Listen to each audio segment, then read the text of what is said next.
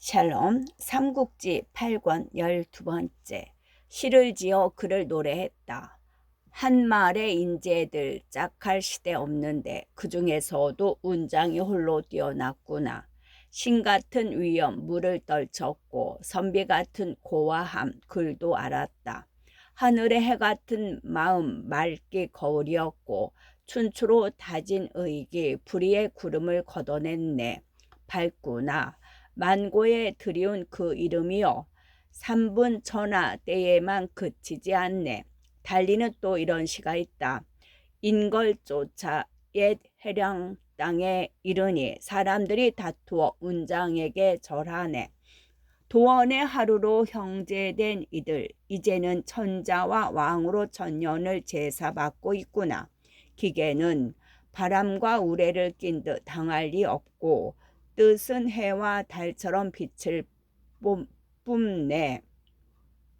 모시는 사당 지금도 전하에 널렸건만 고목의 겨울 갈가마귀 지는 해에 빗기기 몇몇 해더냐.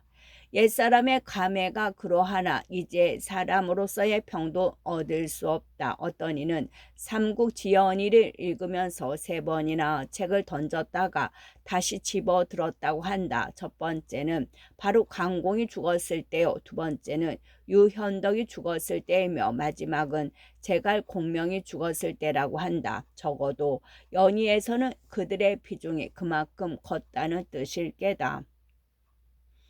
하지만 은연중에 우리 몸에 밴 실증 사학의 눈으로 보면 아무리 작가의 주관으로 재구성된 연이라 할지라도 유비를 중심으로 한 집단의 가치 독점이 지나친 것 같은 생각이 들게 마련이다.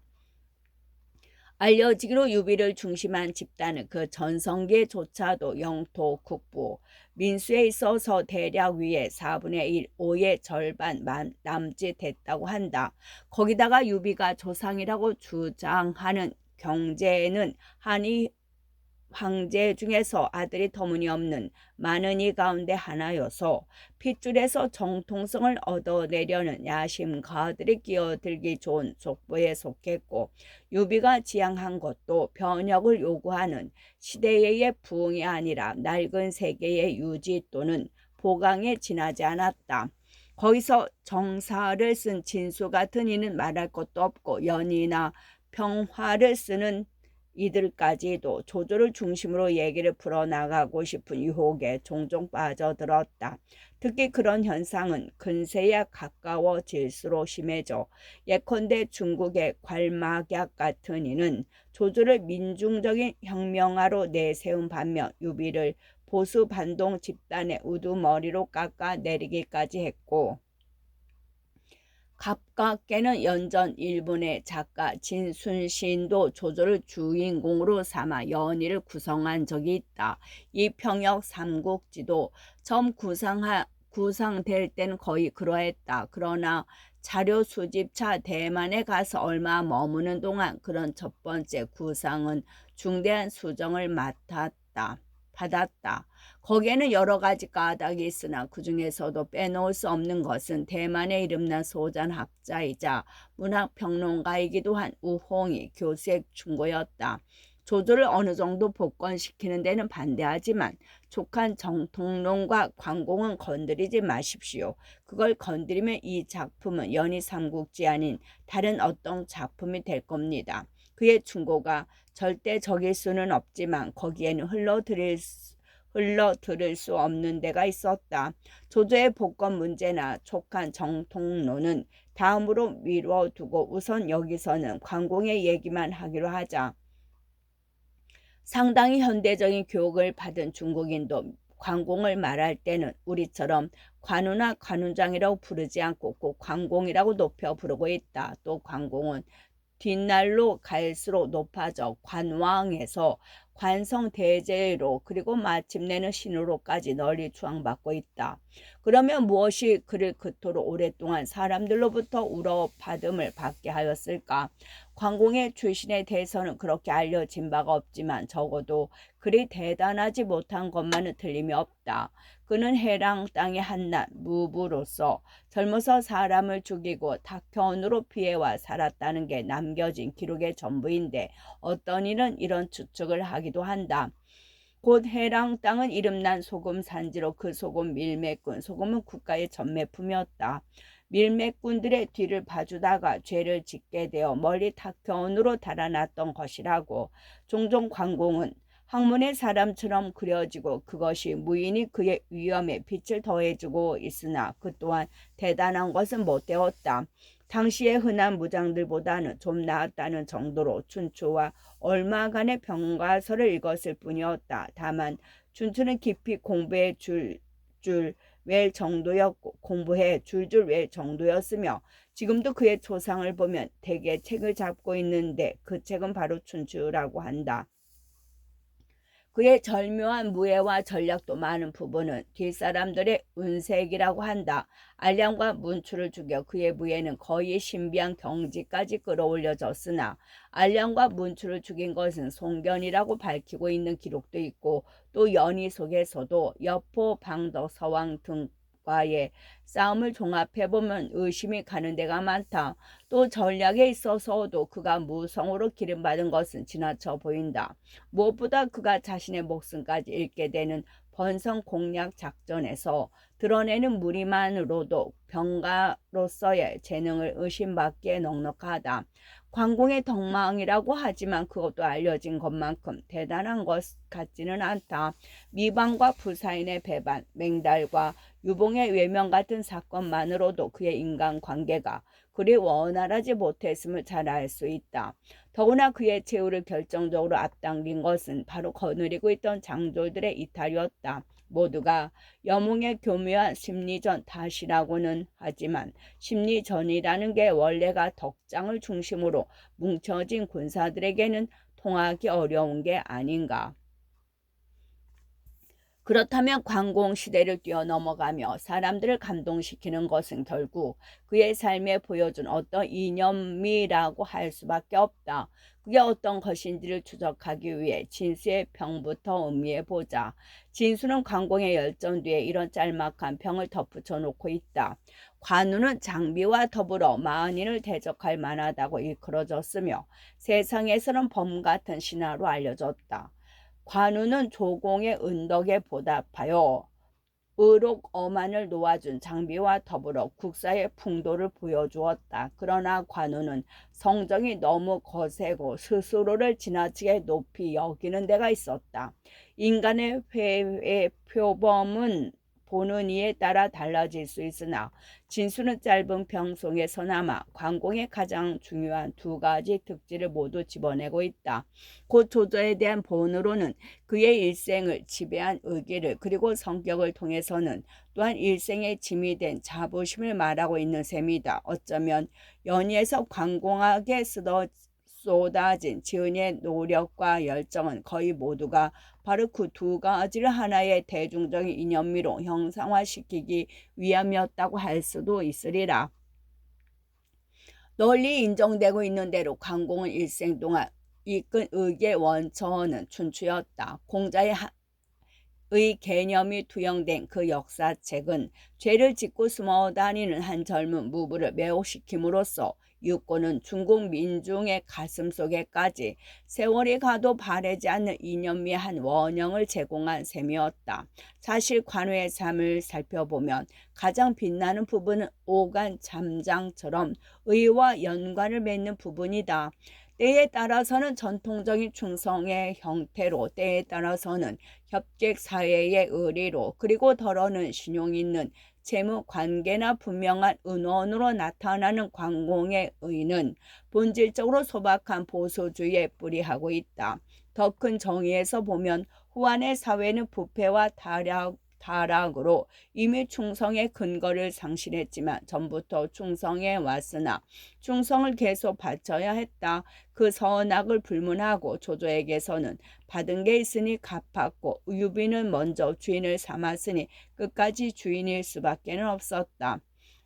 관공에게는 변혁의 필요성이나 민중의 개념은 거의 고려바뀌었다. 그런데도 그는 오히려 변혁을 갈망하고 기대 심리에 빠져있는 그 민중으로부터 사랑받고 있다. 민중의 움직임에 민감했고 어느 정도는 혁명의식에 유사한 정신과 실천력까지 보인 조조가 갈수록 격화되어 명대의 어떤 경극 배우는 조조 역을 하다가 성난 관중에게 맞아 죽었을 정도가 된 것과 더불어 뒷사람에게 묘한 전도감을 느끼게 하는 현상이다.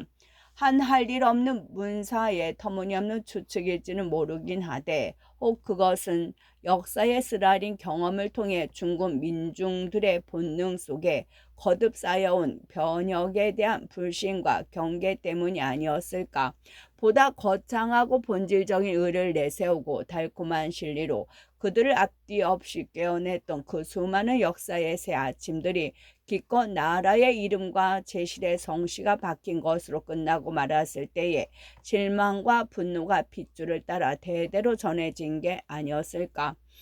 진수는 관공을 폄하는 뜻으로 그걸 집어냈지만 관공의 끝모르는 자부심도 관공의 삶과 인격에 민중적인 매력을 더해 주었음에는 분명하다. 벌거숭이 힘의 지배를 받는 난세일수록 자부심 같은 고급한 정신의 사치는 지켜내기 어렵다. 그때그때 강자를 만날 때마다 허리를 굽혀야만 살아갈 수 있는 민중들에게는 관공의 그 터무니없는 자부심이 차라리 시원스럽게 느껴졌을 것이다. 아니 조조와 송건 같은 인물들에게까지 쥐새끼 같은 무리들이라고 서슴없이 내받는 관공의 그 끝모를 자본심은 그대로 아름다우며 신비기까지 했을 것이다. 옛 맹세를 어찌할 거나 옛 맹세를 어찌할 거나 결국 관공은 의리와 자부심 때문에 목숨까지 잃게 되는 것이지만 그것은 일종의 거룩한 순사였다. 어리석음, 고집, 미련스러운 맹목, 어쩌면 현대인들은 그 죽음에서 그런 말들을 찾아낼 수 있을 것이나 그 왜소한 말들이 관공에 무엇 하나를 다칠 수 있으랴. 관공이 사로잡힐 때 그가 타고 다니던 말도 함께 마충에게 사로잡혔다. 마충은 그 말을 송건에게 바쳤으나 송건은 관공을 죽인 뒤 마충에게 그 말을 도로 내주었다. 마충은 그 말을 받아 뽐내고 타고 다녔다. 하지만 그 말은 어찌 된 셈인지 불 한 포기 물 한 모금 마시지 않다가 며칠 뒤 끝내 죽고 말았다. 사람들은 관공의 충의가 그 말에도 옮은 것이라 여겨 한결같이 신기하게 생각했다. 관공이 죽던 날 아침 맥성에 남겨졌던 왕보는 까닭없이 뼈가 쑤시고 살이 떨렸다. 거기다가 꿈자리도 사납기 그지없어 마음이 어수선해하던 나머지 주창을 불러놓고 말했다. 어젯밤 꿈에 관공께서 온몸에 피를 뒤집어 쓰고 계신 걸 보았소. 급하게 그 까닭을 묻다가 갑자기 놀라 잠에서 깨었는데 좋은 꿈인지 나쁜 꿈인지 모르겠구려.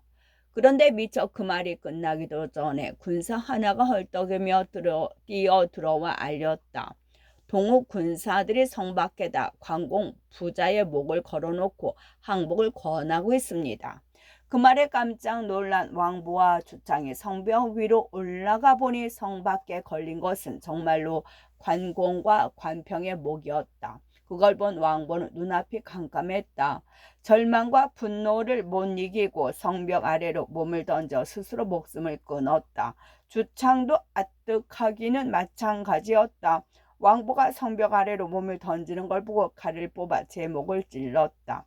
왕보와 주창이 차례로 목숨을 끊자 남은 군사들은 더 망설일 게 없었다. 성문을 활짝 열고 적병을 맞아 들이니 그로써 맥성마저 동호의 손에 들어가고 말았다. 하지만 한을 품고 죽은 관공의 혼령은 쉽사리 흩어지지 아니했다. 드넓은 허공을 이리저리 헤매다가 문득 한 곳에 이르니 형문주 당양현이었다. 그곳에는 옥천산이란 이름난 산이 있고 그 산에 늙은 중에 한 사람 살고 있는데 이름은 보정이라 했다. 전에 사수관 진국사에 장로로 있으면서 관공을 구해준 적이 있는 바로 그 스님이었다. 관공을 도와준 일로 진국사를 떠난 보정은 구름처럼 전하를 떠돌다가 그곳에 이르렀다. 산이 밝고 물이 빼어남을 본 그는 그 산 중턱에 풀로 암자 하나를 얽고 좌선하며 돌을 닦았다. 어린 행자 하나가 시중 들어주며 그럭저럭 지내고 있던 어느 날이었다. 달이 밝고 바람이 맑아 삼경이 넘도록 좌선을 하고 있는데 문득 공중에서 사람의 외침이 들려왔다. 빨리 내 목을 내놓아라. 놀란 보정이 가만히 소리 나는 곳에 올려다보니 거기 어떤 장수 하나가 적토마를 타고 정명도를 비켜든 채 서 있었다. 왼편에는 얼굴이 흰 장수의 오른편에는 검은 매기 수염을 기른 장수가 따르는데 모두가 옥천산 꼭대기에 걸려있는 구름 위였다. 한눈에 그게 관공인 줄 알아본 보정은 더리게로 문을 두드리며 관공을 정해 드렸다. 관공은 어디 계시오? 관공의 홀령이 그 말을 알아들었다. 곧 말에서 내리더니 바람을 타고 암자 앞에 이르렀다. 그리고 두 팔을 엇갈리게 하여 가슴에 모으며 공손하게 물었다. 스님은 어떤 분이시오? 바라건대 법호를 일러주시오. 목을 잃은 홀령이라 보정은 못 알아보는지 서로 만난 지 오래되어 얼굴조차 잊었는지 그렇게 물어왔다. 보정이 가만가만 대답했다. 이름은 보정이외다. 지난날 사수관 앞 진국사에서 군우를 배운 적이 있지요. 그런데도 벌써 저를 잊으셨습니까? 그제야 관공도 알겠다는 듯 고개를 끄덕이더니 처연하게 말했다. 그때 구함을 받았는데 어찌 잊을 일이 있겠소이까. 그러나 나는 이미 화를 입어 죽은 몸이 외다.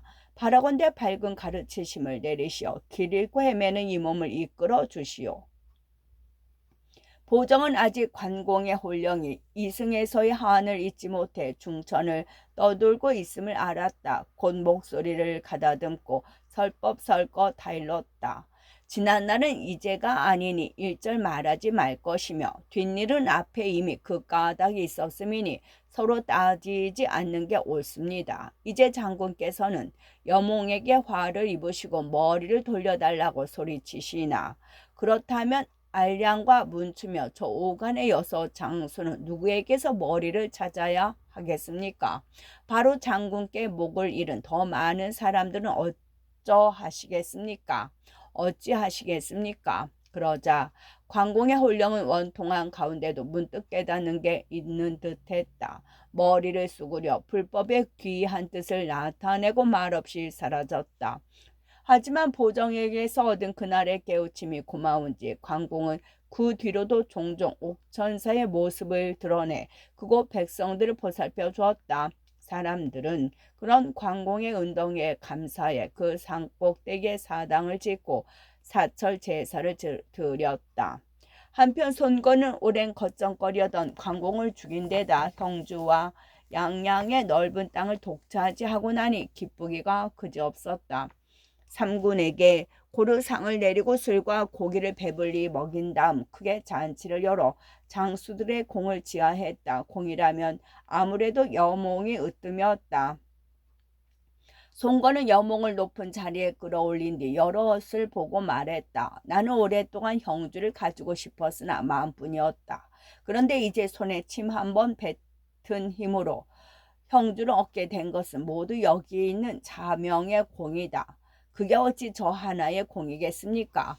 여러 장수와 병졸들이 한마음으로 힘을 다한 덕분입니다. 여몽은 그렇게 겸손을 보이며 공을 다른 사람에게로 돌렸다. 손건이 더욱 흐뭇하여 여몽을 죽여 세웠다. 지난날 주랑은 웅대한 재량이 남보다 뛰어나 적벽에서 조조를 접으수었다. 그러나 너무 일찍 죽어 나는 자경 노숙으로 그를 가름할 수밖에 없었다. 자경도 여러 가지로 뛰어난 사람이었다. 첫째로 그는 나를 만난 지 얼마 안 되어 제왕에 이르는 큰 길을 일러주었고, 둘째로는 조조가 쳐내려 왔을 때 다른 사람은 모두 항복할 것을 내게 권했지만 그는 홀로 싸울 것을 고집했다. 내가 조이를 불러들여 오히려 조조를 처부수게 할 수 있었던 것은 실로 그의 경력 덕분이었다. 하지만 그는 내게 형주를 유비에게 빌려주도록 권한 흠이 있다. 거기 위에 이제 자명은 계책을 세우고 꾀를 내어 형주를 얻게 해주었다. 일찍 죽은 주량이나 흠이 있는 자경보다 훨씬 나은 공이라 아니할 수 없다. 그러고는 한 장 가득히 술을 부어 여몽에게 내렸다. 여몽도 그제서야 더 사양하지 못하고 공손에게 그 잔을 받았다. 그런데 갑자기 뜻 아니할 일이 벌어졌다. 여몽이 입에 대려던 술잔을 땅바닥에 팽개 치더니 느닷없이 손권의 멱살을 잡으며 소리쳤다. 이 눈 푸른 어린 놈, 붉은 수염 달린 쥐새끼야, 나를 알아보겠느냐. 손권은 말할 것도 없고 그 자리에 있던 모든 장수가 깜짝 놀라 소리했다. 하지만 여몽은 거기서도 그치지 않았다. 다른 장수들이 미쳐 구하러 갈 틈도 없이 손권을 땅바닥에 메고 끄는 성큼 손권의 자리를 자고 앉더니 부릅뜬 눈으로 손권을 노려보며 크게 소리쳤다. 나는 황건적을 처부순 뒤로 30여 년이나 전하를 거침없이 동행했다. 그런데도 니놈은 하루아침에 간상께로 나를 해치구나. 비록 살아서 니놈의 고기를 씹지는 못했다마는 죽은 이제라도 여몽 이 도적놈의 넋을 데려가야겠다. 나는 한수 정우 관우장이다. 그 소리에 더욱 놀란 송건은 황급히 장수들을 이끌고 계단 아래로 내려가 엎드렸다. 그러자 여몽은 갑자기 뒤로 자빠지더니 몸에 7 구멍으로 한꺼번에 피를 쏟고 죽었다. 이 끔찍한 광경의 모든 장수들은 한결같이 두려움으로 몸을 떨었다. 아마도 이 일은 민간에 떠도는 관공의 전설을 연희를 지은이가 그대로 받아들인 듯하다. 여몽이 형주를 차지한 뒤 얼마 안 돼 원래부터 시달리던 병이 도져 죽자 생겨난 민간의 수근거림이 부풀려져 이루어진 전설이었다. 손건은 여몽의 시체를 거두어 후이 장사 지낸 뒤 남군 태수 잔릉 후에 봉하고 그의 아들 예패로 하여금 아비의 벼슬을 잇게 했다. 하지만 마음속으로는 관공을 죽인 뒤 새삼 떨떠름하지 않을 수 없었다. 관공의 혼령이 자신에게도 무슨 해코지를 할까봐 손건이 은근히 떨고 있을 때 건업에서 장소가 왔다는 정갈이 들어왔다. 송건은 얼른 장소를 불러들이고 마음에 캥기는 일을 털어놓았다. 듣고 난 장소가 말했다. 죽은 사람의 넋이 산 사람은 어찌할 수 있겠습니까만 주공께서 이번에 관공 부자를 죽이신 일로 강동에는 머지않아 큰 화가 미칠 겁니다. 그 사람은 유비와 도원에서 형제의 의를 맺을 때 함께 살고 함께 죽기로 맹세하지 않았습니까? 지금 유비는 서천에 대군이 있는 데다 제갈량의 꾀와 장비 좋은 마초의 용맹을 곁들였습니다. 만약 유비가 강공이 죽은 걸 안다면 반드시 온 나라를 들어 군사를 일으키고 원수 가품을 하러 달려올 겁니다. 우리 강동에 그걸 막을 만한 힘이 있을지 실로 걱정스럽습니다. 그 말을 듣고 보니 여간 큰일이 아니었다. 그제서야 손권은 발을 구르며 뉘우쳤다. 내가 계책을 그릇 썼구나. 일이 이렇게 되었으니 이제 어떻게 했으면 좋겠소. 너무 걱정하지 마십시오. 제게 한 가지 계책이 있습니다. 서천의 군사들 우리 동으로 쳐들어오지 않을 뿐만이 아니라 형주도 바위 위에 선 것처럼 든든할 겁니다. 병 주고 약 준다더니 장수가 바로 그랬다. 송건이 얼른 물었다. 그건 무엇이오? 지금 조조는 100만 대군을 거느리고 범이 먹이를 노리듯 우리 화하 전체를 삼키려 하고 있습니다. 유비가 급하게 원수를 갚으려 들면 반드시 조조와 먼저 손을 잡을 터인데 그렇게 되면 우리 동호는 참으로 위태로워지고 맙니다. 먼저 사람을 보내 관공의 목을 조조에게 갖다 바치도록 하십시오. 그리하여 유비로 하여금 이 일을 조조가 시켜서 한 것임을 알게 하면 유비는 반드시 조조에게 한을 품게 될 겁니다. 바로 서쪽의 군사들이 동으로 오지 않고 위로 쳐들어가게 만드는 계책입니다. 우리는 가운데에서 그 형세를 보아 움직이면 되니 이 안이 좋은 계책이겠습니까? 송건도 그 말을 옳게 여겼다. 곧 관공의 목을 나무 상자에 담고 사자에게 주어 밤낮을 가리지 않고 조조에게로 달려가게 했다. 이때 조조는 마피에서 군사를 몰려 낙양으로 돌아가 있었다. 동호에서 사자가 관공의 목을 가지고 왔다는 말을 듣자 몹시 기뻐하며 말했다. 관훈장이 죽었다 하니 이제 나는 발 뻗고 잘 수 있게 되었구나. 그러자 계단 아래서 한 사람이 나서서 말했다.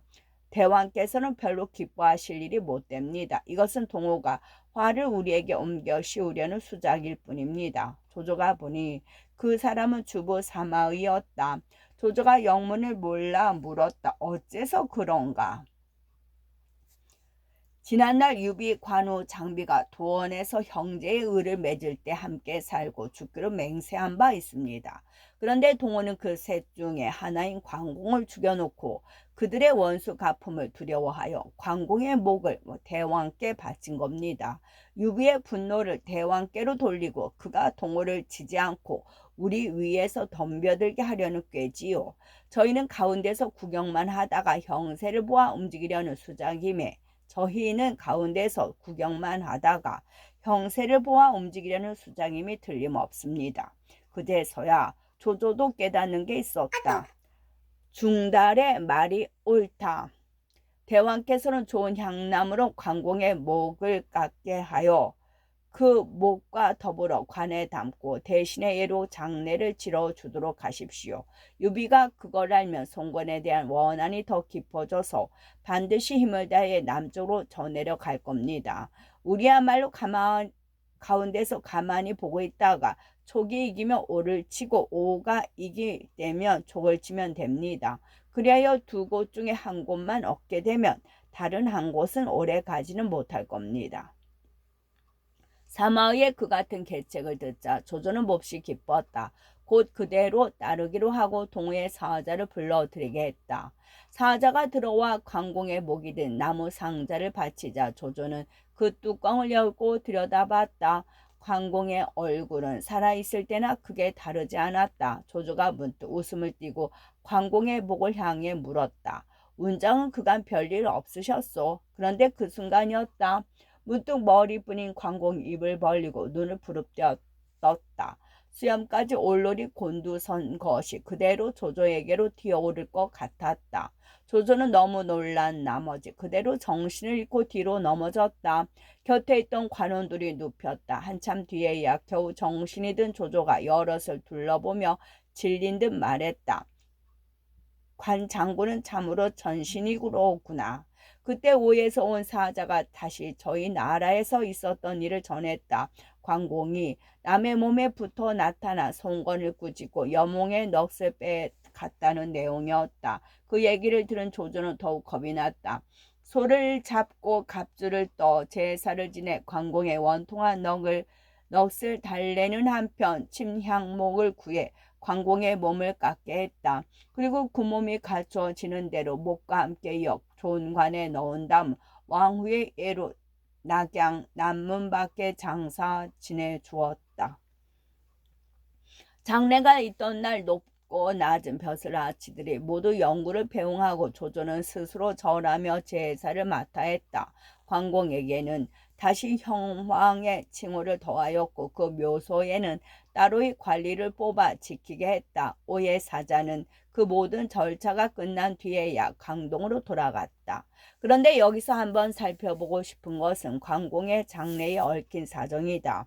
죽은 관공의 목이 눈을 뜨고 입을 벌렸다는 것은 아마도 조조의 후하기 짝이 없는 장래 때문에 생겨난 소문인 듯하다. 그 몇 달 전까지만 해도 그 때문에 도읍까지 옮기려 했던 조조가 죽어서 받쳐진 그 사람의 목에 그토록 큰 애도와 정중함을 보인 것은 어딘가 앞뒤가 맞지 않아 보인다. 거기다가 여몽의 갑작스런 죽음에 얽힌 신비한 풍문은 조조에게조차 어떤 일이 일어났다고 상상하게 만들 만했다. 그러나 조조 일생의 행적이나 관공에 대한 그의 유별난 애정으로 보면 그 장래는 조금도 지나칠 게 없다. 지난날 그는 유비를 찾아 자기를 버리고 떠난 관공에게조차 비단옷과 금부치를 내리지 않았던가. 더군다나 그들의 마지막 관계는 화용도에서 조조가 광공의 은덕을 입은 것으로 끝나 있었다. 비록 양양과 번성의 일로 그 몇 달 시달렸다고는 해도 조조는 그만한 도량은 있는 사람이었다. 하물며 그럼으로써 유비의 칼끝을 송건에게 돌린다는 정치적 계산까지 곁들여졌음이라. 광공이 한을 품고 그렇게 죽어가는 동안 한중왕 유비는 무엇을 하고 있었는지 잠시 알아보자. 한중까지 얻고 성도로 돌아간 유비가 여럿의 추대로 왕위에 오르고 오래지 않은 어느 날 법정이 문득 들어와 말했다. 주상의 선부인은 돌아가시고 다시 얻으신